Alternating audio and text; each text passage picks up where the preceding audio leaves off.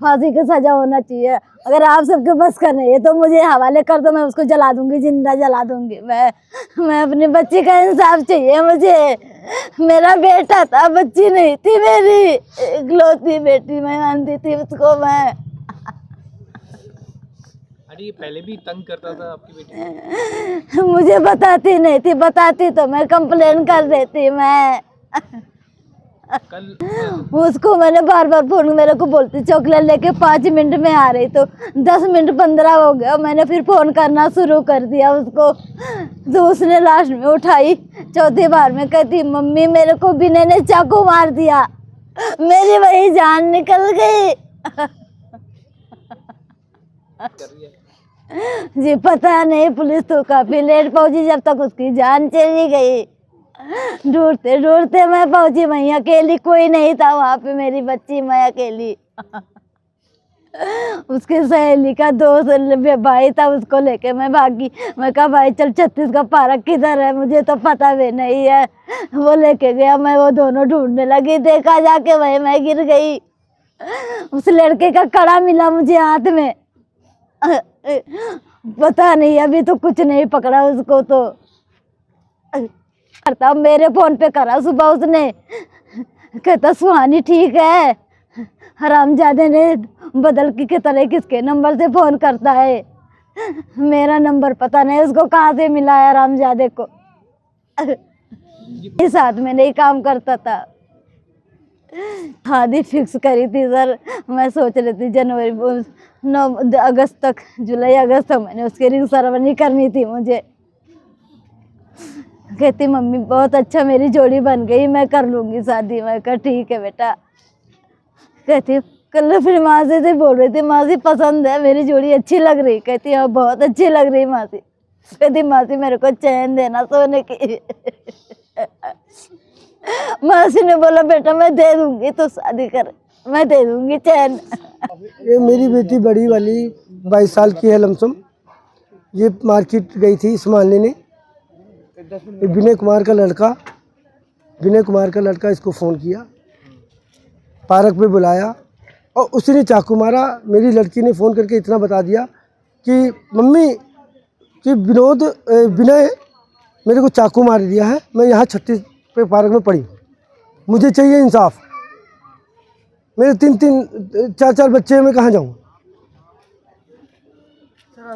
हाँ तंग करता था जी, तंग करता था। ये बीच में 1-2 दिन में झगड़ा हुआ होगा तो हम कह नहीं सकते बच्चों का। तो ऐसे खतरनाक इंसान को खुला छोड़ा जा सकता है? आज बड़ी बेटी को मार दे, कल मेरे छोटे बच्चे हैं वो भी मार देगा। उसका कोई भरोसा नहीं, अभी पकड़ा तक नहीं गया है। मर्डर का जी, मर्डर का लमसम 9 बजे। तंग इसलिए करता वो कुछ इनका लिंक होगा।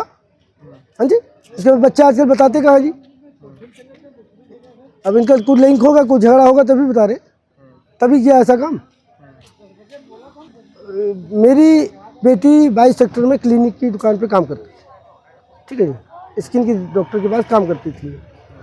और ये इधर उधर बाइक आवारा गिरदी गलियों में घूमता था, ठीक है जी। तो हो सकता है कहीं ऐसा काम किया है इसने। ना बेटी ने बताया नहीं होता विनय ने चाकू मारा तो मुझे क्या पता लगा। हाँ जी, पुलिस की कंप्लेंट कर दी, ठीक है। वो कह रहे हैं कि उनके बाप को उठा रहा, फलाना करो, धमाका करो, ठीक है, मिल जाएगा। मेरी बेटी तो जान से गई। वो कल भी मैं अकेला यहाँ 100 बच्चे सोएंगे तो कल मेरे को ऊपर भी मार सकता है। हाँ पुलिस तो कह रही है, सिर्फ कह रही है, अब कर रही है मुझे नहीं मालूम। उनकी 2 बेटियां और 1 बेटा है। आज के नहीं, ये 30-35 साल से बैठे हैं। ये बच्चे यहीं पर पैदा हुए, यहीं पर बड़े हुए।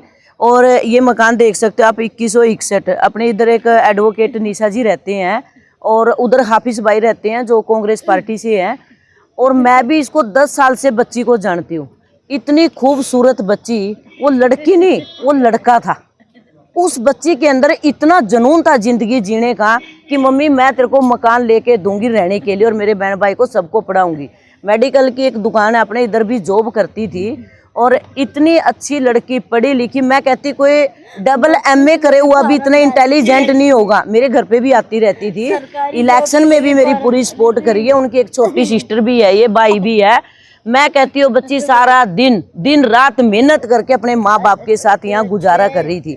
और 36 सेक्टर में कोई भी लड़का आके उस बच्ची का गला काट देता है। मतलब कितनी शर्म की बात है। एक चंडीगढ़ जैसे शहर में जो कि हर 2 कदम पर पुलिस होती है, एक माँ 9 महीने पेट में रख के प्रेस कर करके आगों पे तप के उस बच्ची को पढ़ाया, लिखाया, अपने पैरों पे खड़ा किया, और 1 मिनट के अंदर एक लड़का आके उसकी गर्दन काट देता है।